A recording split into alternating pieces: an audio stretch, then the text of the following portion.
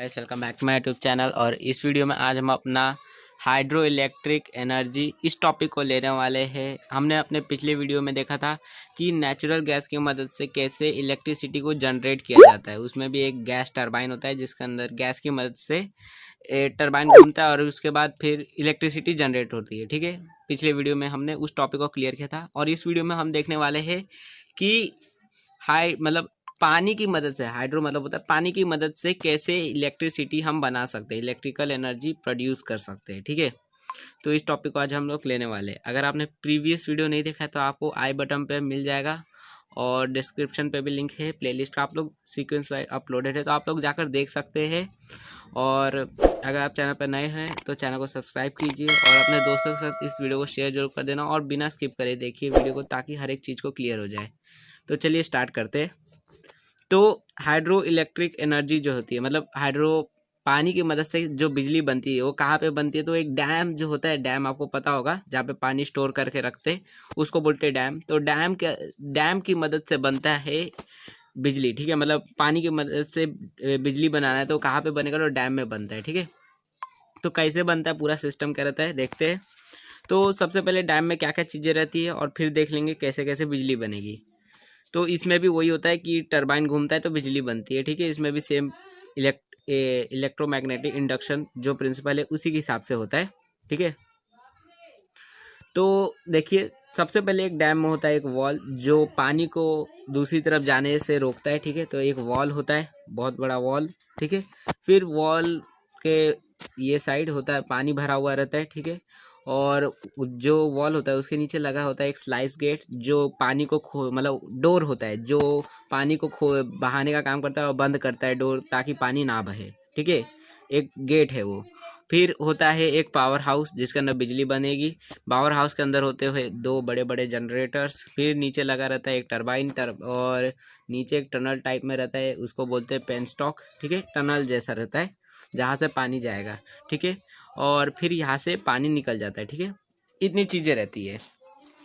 अब ये जो पानी यहाँ पे दिख रहा है, ठीक है, वॉल के ये जो इस साइड में जो पानी दिख रहा है इस जगह को बोलेंगे रिजर्वायर। ठीक है, रिजर्वायर के अंदर पानी भरा हुआ है। ठीक है, ये जो स्पेस है उसको बोलेंगे रिजर्वायर। ओके, तो रिजर्वायर के अंदर पानी भरा हुआ है। तो ये जो रिजर्वायर का पानी है इसको हमने 3 लेवल में बांट दिया है। ठीक है, ए लेवल और बी और सी। ठीक है, 3 लेवल, मतलब ये अपर लेयर, ये मिडल और ये लोअर लेवल। ठीक है, 3 लेवल में बांट दिए गए ए बी सी।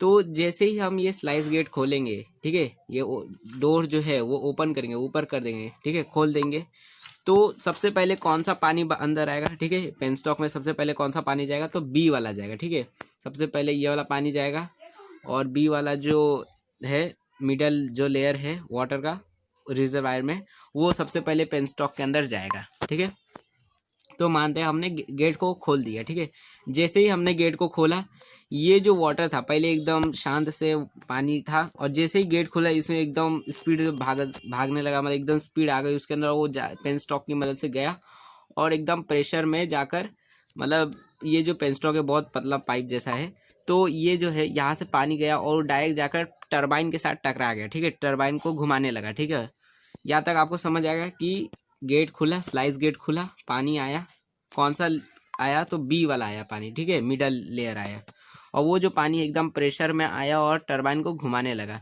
टरबाइन घूमने लगा तो क्या होगा, टरबाइन घूमेगा तो जनरेटर के अंदर इलेक्ट्रिकल एनर्जी प्रोड्यूस होने लगेगी। ठीक है, यहाँ तक आपको इजी है। ठीक है, कि टरबाइन घूमा, फिर टरबाइन घूमने के बाद जनरेटर के अंदर का कॉइल घूमा और उसके बाद इलेक्ट्रिकल एनर्जी प्रोड्यूस हो गई।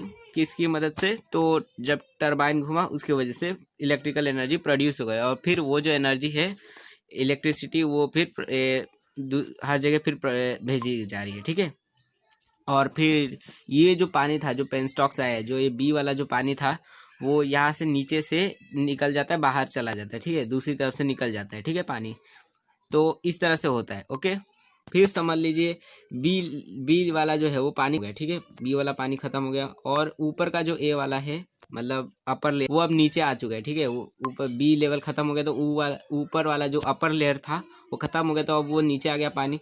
अब वापस अगर हम गेट खोलेंगे तो फिर से हम बिजली बना सकते हैं, फिर से जो ए वाला था वो वापस से इधर आएगा और फिर वो आने के बाद फिर टरबाइन घूमेगा और फिर इलेक्ट्रिकल एनर्जी प्रोड्यूस होगी। तो इस तरह से एक हाइड्रो इलेक्ट्रिक एनर्जी मतलब हाइड्रो इलेक्ट्रिक पावर प्लांट में इस तरह से एक इलेक्ट्रिकल एनर्जी प्रोड्यूस होती है। इसमें ज़्यादा कुछ नहीं होता, आपने सुना भी होगा डैम पानी की मदद से बिजली बनाई जाती है। कैसे बनाई जाती है? तो ऐसे ही बनाई जाती है। हमने फर्स्ट वीडियो में भी देखा था कि टरबाइन को घुमाने के लिए हमें या तो एक टरबाइन को घुमाने के लिए या तो हमें एक गैसियस फ्यूल सोर्स चाहिए रहता है, मतलब जो इसको प्रेशराइज करके से घुमा सके, या तो कोई वाटर लिक्विड चाहिए रहता है। ठीक है, मतलब वाटर चाहिए रहता है, नहीं तो गैस चाहिए रहता है। गैस हमने कितना देखा? स्टीम देखा, फिर नेचुरल गैस देखा, और अभी यहाँ पे वाटर का इस्तेमाल हो रहा है किस टरबाइन को घुमाने के लिए। ठीक है, तो इसमें कोई भी फ्यूल सोर्स इस्तेमाल नहीं हो, मतलब कोई भी कोयला नहीं जल रहा है, कोई भी गैस नहीं जल रहा है, कोई भी न्यूक्लियर एनर्जी का यूज़ नहीं हो रहा है। इसमें सीधा पानी है, गेट खोला तो पानी पूरा आ गया इधर और टरबाइन घूमने लगा। ठीक है, तो यहाँ पे ये सबसे बेस्ट हो रहा है कि यहाँ पे पॉल्यूशन नहीं होगा। ठीक है, ये मतलब एडवांटेजेस हो गए ना इसका कि पॉल्यूशन नहीं होगा इधर। फिर इसमें मतलब कहीं से भी पॉल्यूशन होने के चांसेस हम लोग को नहीं दिख रहे। कहाँ से पॉल्यूशन? इसमें डिसएडवांटेजेस कुछ लग नहीं रहे हमें। ठीक है, लेकिन इसके भी कुछ डिसएडवांटेजेस है, क्या है तो वो भी देखेंगे हम लोग। आपको ये क्लियर हुआ ना कि कैसे इलेक्ट्रिसिटी बनती है? कि स्लाइस गेट खुलता है, पानी आता है और पेंट स्टॉक से, ठीक है, और फिर टरबाइन घूमने लगता है, और टरबाइन घूमने के बाद जनरेटर के अंदर इलेक्ट्रिकल एनर्जी प्रोड्यूस होने लगती है। ठीक है, यही तक, बस इतना ही है, सिंपल बहुत ज़्यादा है, इसमें कुछ नहीं है। चलिए तब आगे चलते हैं। तो अब कुछ टेक्स्ट बुक पॉइंट भी ले लेते हो और उसके बाद फिर फ्लो चार्ट ले लेंगे। ठीक है, तो सबसे पहला पॉइंट है, ये टेक्स्ट बुक पॉइंट इसलिए ले रहा हूँ ताकि आपको ये जो इसके टाइम अगर कुछ क्वेश्चन आए इसके अबाउट में, तो आप लोग कुछ आइडिया आए कि क्या लिखूँ मैं। ठीक है, अगर आपको नहीं जम रहा है खुद से ओन से लिखने हो तो ये आप लोग लिख सकते हैं। ठीक है, तो देख लेते हैं टेक्स्ट बुक पॉइंट से। ये kinetic energy in flowing water or the potential energy in water reservoir is a conventional source of energy. मतलब क्या बोल रहा है कि मतलब ये जो टरबाइन घूम रहा था, तो ये हाइड्रो इलेक्ट्रिक एनर्जी बनाने के लिए हम लोग को जो सोर्स चाहिए, मतलब कुछ भी सोर्स चाहिए उस टरबाइन को घुमाने के लिए, तो वो सोर्स क्या है? काइनेटिक एनर्जी जो है वाटर का, फ्लोइंग वाटर का जो काइनेटिक एनर्जी, वो जो है वो फ्यूल सोर्स है। ठीक है, एनर्जी के लिए, एनर्जी बनाने के लिए हमें कुछ चाहिए ना घुमाने के लिए, तो काइनेटिक एनर्जी है फ्लोइंग वाटर का, या तो हम ये से भी बोल सकते हैं पोटेंशियल एनर्जी है वाटर रिजर्वायर का। जो हमने गेट खोला उसके बाद उसके अंदर काइनेटिक एनर्जी आ गई। ठीक है, काइनेटिक और पोटेंशियल एनर्जी आपको पता होगा ना। ठीक है, फिर इन hydroelectric power plant the potential energy in water storage in dam is converted into kinetic energy of water. मतलब क्या बोल रहा है कि हाइड्रो इलेक्ट्रिक पावर प्लांट में क्या होता है, जो पोटेंशियल एनर्जी होता है वाटर का, मतलब जो वाटर है पहले उसको स्टोर करके रखा गया रहता है, और फिर उसको उसका जो पोटेंशियल एनर्जी है, मतलब जब तक कोई चीज़ स्टोर में रहती है, एक स्थित रहती है, तो उसमें पोटेंशियल एनर्जी रहता है। ठीक है, तो डैम के अंदर जो पानी है उसको स्टोर करके रखा गया है, तो उसके अंदर पोटेंशियल एनर्जी है, और जब उसका गेट खोल दिया था स्लाइड गेट, तब उसके अंदर काइनेटिक एनर्जी आ गई। ठीक है, fast flowing is brought from the dam to the turbine at the bottom of the dam. मतलब क्या बोल रहा है कि डैम के नीचे से फिर जो एकदम तेज से पानी बह के गया और टर्बाइन को घुमाने लगा। The kinetic energy of the flowing water drive the turbine. मतलब जो फ्लोइंग वाटर का जो काइनेटिक एनर्जी था, एकदम स्पीड में जो पानी आ रहा था, वो टर्बाइन को घुमाने लगा, और जो टर्बाइन था वो फिर घूमने लगा और जनरेटर में इलेक्ट्रिकल एनर्जी प्रोड्यूस हो गई, जनरेट हो गई। ठीक है, ये टेक्स्ट बुक पॉइंट है। अब फ्लो चार्ट देख लेते हैं। फ्लो चार्ट पेपर में आ सकता है, इसलिए फ्लो चार्ट जरूरी है लेना। तो सबसे पहला फ्लो चार्ट है ये। ठीक है, तो सबसे पहला फ्लो चार्ट देख लेते क्या है। तो water reservoir with potential energy, मतलब ये दिखा रहा है कि ये जो फ्लो चार्ट है ये है कि कैसे कैसे स्टेप बता रहा है कि कैसे इलेक्ट्रिकल एनर्जी मिली हम लोग को। ठीक है, क्या क्या हुआ इस पावर प्लांट में। तो सबसे पहले हुआ वाटर था रिजर्वायर के अंदर। ठीक है, रिजर्वायर में वाटर था जो जिसके अंदर पोटेंशियल एनर्जी था। ठीक है, स्टोर था वो। फिर वो जो वाटर था, हमने स्लाइस गेट खोला, फिर वो जो वाटर था वो टरबाइन को घुमाने लगा। ठीक है, फिर टरबाइन घुमा तो जनरेटर का अंदर कॉइल घुमा और उसके बाद इलेक्ट्रिकल एनर्जी प्रोड्यूस हो गई। ठीक है, यहाँ तक समझ आया। कि रिजर्वायर जो है, रिजर्वायर मतलब क्या, जो डैम का इधर का जो हिस्सा है जिसके अंदर पानी भरा है उसको बोलते हैं रिजर्वायर, ठीक है। तो रिजर्वायर के अंदर पानी है और वो जो पानी है उसके अंदर पोटेंशियल एनर्जी है क्योंकि वो अभी वो स्टोर है। और उसके बाद जैसे ही हमने एक गेट खोला, ठीक है, गेट खोलने के बाद उस ये जो पानी है वो टरबाइन को घुमाने लगा, मतलब पानी नीचे गया, नीचे से पेनस्टॉक से गया नीचे और फिर जो टरबाइन है वो घूमने लगा पानी की मदद से और फिर जनरेटर का अंदर का कॉइल घुमा और उसके बाद इलेक्ट्रिकल एनर्जी प्रोड्यूस हो गई, ठीक है। अब एनर्जी ट्रांसफॉर्मेशन का फ्लो चार्ट देख लेते हैं, ये दोनों फ्लो चार्ट में से आ सकता है, ठीक है। Potential energy in water, water के अंदर पोटेंशियल एनर्जी है जब वो रिजर्वायर में था। फिर जैसे हमने स्लाइस गेट खोला तो उसके अंदर काइनेटिक एनर्जी आ गया, फ्लोइंग वाटर के अंदर काइनेटिक एनर्जी। फिर वो जो काइनेटिक एनर्जी था फ्लोइंग वाटर का वो टरबाइन के अंदर चला गया, ठीक है। जैसे ही वो पानी जो है टरबाइन के साथ टकराया और फिर टरबाइन भी घूमने लगा तो काइनेटिक एनर्जी इन टरबाइन और उसके बाद इलेक्ट्रिकल एनर्जी प्रोड्यूस हो गई, ठीक है। ये भी फ्लो चार्ट मतलब आ सकता है, इसलिए याद रखो। याद रखने की उतना भी मतलब इजी है, याद हो ही जाएगा कि रिजर्वायर के अंदर पानी था मतलब क्या, उसके अंदर पोटेंशियल एनर्जी था वाटर के अंदर। फिर वो गेट खोलने के बाद उसके अंदर काइनेटिक एनर्जी आ गया, फ्लोइंग वाटर हो गया, वो बहने लगा पानी। उसके बाद फिर पानी जो था वो टरबाइन को घुमाने लगा तो काइनेटिक एनर्जी टरबाइन में आ गई, फिर इलेक्ट्रिकल एनर्जी प्रोड्यूस हो गई, ठीक है। अभी आगे चलते और देख लेते कि एडवांटेजेस और डिसएडवांटेजेस क्या है। मतलब ये जो हाइड्रो इलेक्ट्रिक पावर प्लांट होता है उसके कुछ एडवांटेजेस भी है, एडवांटेजेस है और डिसएडवांटेजेस भी है, ठीक है, दोनों है। तो सबसे पहले एडवांटेजेस देख लेते क्या इसकी अच्छी चीज़ें हैं, उसके बाद डिसएडवांटेजेस देख लेंगे। तो सबसे पहला एडवांटेजेस है, since no fuel is burn in hydroelectric power generation throw is no pollution resulting from combustion of fuel. मतलब क्या बोल रहा है कि हमने देखा कि हाइड्रो इलेक्ट्रिक पावर प्लांट जो होता है उसके अंदर कोई भी तरीके का फ्यूल नहीं जलता है, ठीक है, उसमें जलता ही नहीं, फ्यूल का हम यूज़ ही नहीं करते हैं, इस वजह से पॉल्यूशन होता ही नहीं है उधर, ठीक है। क्योंकि कोई फ्यूल जल नहीं रहा है उसकी वजह से पॉल्यूशन होता नहीं है और फ्यूल नहीं जलने की वजह से फ्यूल भी बचता है हम लोग का और पॉल्यूशन भी नहीं हो रहा है, ठीक है। ये सबसे पहला मतलब एडवांटेजेस है, ओके।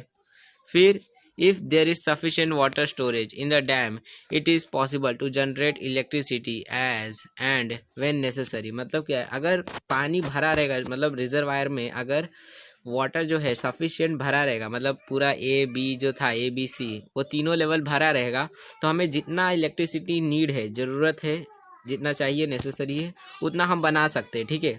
हम गेट खोलेंगे और जो इलेक्ट्रिसिटी है उसका यूज़ कर पाएंगे, ठीक है। तो ये दूसरा एडवांटेजेस है, मतलब कोई रोक टोक नहीं रहेगा कि हम जितना मन चाहे उतना बिजली बना सकते हैं और इसमें मतलब कुछ घाटा नहीं होगा अगर पानी रहेगा तो, ठीक है। Although water reservoir is used for power generation, it can be replenished during rainy season, leading to uninterrupted power generation, uninterrupted power generation। मतलब क्या हो रहा है कि पानी मतलब सब जो पानी होता है रिजर्वायर का समझ लो ख़त्म भी हो गया पावर स्टेशन का, तो लेकिन जब रेनी सीज़न आता है ना बारिश का टाइम, तो उस टाइम पे क्या होता है पानी वापस से भर जाता है, ठीक है। तो हम जितना चाहे मतलब रेनी सीजन के टाइम पे तो हम जितना चाहे उतना इलेक्ट्रिसिटी बना सकते हैं क्योंकि उस टाइम पे बहुत ज़्यादा मतलब बारिश आती रहेगी तो जो डैम रहेगा वो भरते रहेगा, ठीक है। तो इस तरह मतलब डैम के ये एडवांटेजेस है कि डैम में कोई फ्यूल जलता नहीं है तो पॉल्यूशन नहीं होता, फिर हम जितना चाहे उतना एनर्जी बना सकते हैं, इलेक्ट्रिकल एनर्जी प्रोड्यूस कर सकते हैं अगर पानी उतना है, सफिशिएंट पानी है तो। और फिर तीसरा फ़ायदा ये है कि पानी जो रहेगा वो वापस भी भर जाएगा, ठीक है, क्योंकि बारिश जब आएगा तो वापस से पानी भर भी जाएगा।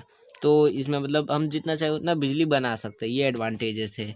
और थर्मल पावर प्लांट में क्या होता है उसमें एडवांटेजेस होते हैं, मतलब उसमें ये रहता है कि हम जितना चाहे उतना नहीं बना सकते क्योंकि प्रॉब्लम आएगा कि जितना मन चाहे उतना कोयला का इस्तेमाल करते गए तो ख़त्म हो जाएगा तुरंत, इसलिए हम फिर मतलब लिमिटेड उसका यूज़ कर पाते हैं। लेकिन इसमें जितना चाहे उतना बना सकते हैं हम लोग क्योंकि इसमें बारिश आएगा तो भर ही जाएगा डैम वापस से, ठीक है। अब देख लेते एडवांटेजेस इसके क्या है, मतलब प्रॉब्लम क्या है जो इससे आएंगे, क्या क्या प्रॉब्लम्स रहेंगे। एडवांटेजेस तो देख लिया, अब डिसएडवांटेजेस देख ले तो ये आएगा पेपर में, मतलब प्रॉब्लम क्या है इसके और एडवांटेजेस क्या है आ सकता है, ठीक है। तो सबसे पहला प्रॉब्लम क्या है, the back water due to storage of water in dam may submerge village or town in that area। मतलब क्या बोल रहा है कि जो मतलब पानी जो भरा है, मतलब जो डैम का वॉल था और इधर जो पानी भरा हुआ है, ठीक है, ये जो पानी है ये मतलब ये डैम के पीछे और जब पानी भरा हुआ है उसके अंदर मतलब पूरा जो विलेज है और टाउन है उसके वजह से, उस पानी की वजह से पूरा डूब जाता है। मतलब समझ लीजिए यहाँ पे एक विलेज है, ठीक है, विलेज है और यहाँ पे एक डैम है, तो डैम में इतना पानी भर गया कि ये जो विलेज है वो पूरा उस पानी के अंदर डूब गया है। तो इस बहुत सारे मतलब विलेजेस डूब जाते हैं उस पानी में, फिर बहुत सारे टाउन्स भी डूब जाते हैं, कई एरियाज डूब जाते हैं। तो ये सारी प्रॉब्लम आती है कि डूब जाते हैं, मतलब सबमार्ज हो जाते हैं, ठीक है, डूब जाते हैं, बहुत सारे विलेजेस डूब जाते हैं एक डैम के पानी की वजह से। This lead to the problem of rehabilitation of displaced population. मतलब क्या होता है, इसकी वजह से क्या होता है कि फिर जो डिस्प्लेसेड पॉपुलेशन है, मतलब जिनका घर डूब गया है, जिसका विलेज डूब गया, तो उनको फिर वापस से रिहैबिलेट करना, वापस उन्हें नई जगह देनी पड़ेगी, ये सारी प्रॉब्लम्स आएगी कि मतलब उन्हें रहने की फिर प्रॉब्लम्स आएंगी, कहाँ रहेंगे, उन्हें अपना जगह छोड़ के जाना पड़ेगा, डिस्प्लेस होना पड़ेगा। Moreover, this can also submerge forest as well as fertile land। और ये खाली मतलब विलेज टाउन और कुछ एरिया को सबमार्ज नहीं करेगा, फॉरेस्ट को भी सबमार्ज करेगा, फिर जो अपना खेत है वो सबको भी सबमार्ज कर दे, मतलब डुबा देगा, ठीक है। क्यों? और फिर आप लोग सोचोगे कि फिर ऐसी जगह पे हम लोग बनाई क्यों रहे कि जहाँ पे गाँव है, जंगल है, वहाँ पे इसलिए बनाया जाता है क्योंकि वहाँ पे बारिश होती है और बारिश होगी तभी जाकर वहाँ का जो डैम है उसमें पानी आएगा ना। मतलब किसी अभी रेगिस्तान में तो कर नहीं सकते क्योंकि वहाँ पे बारिश ही नहीं हो रही है, उधर खुद ही पानी की प्रॉब्लम है, तो हम कहाँ से पानी उतना यूज़ कर पाएंगे।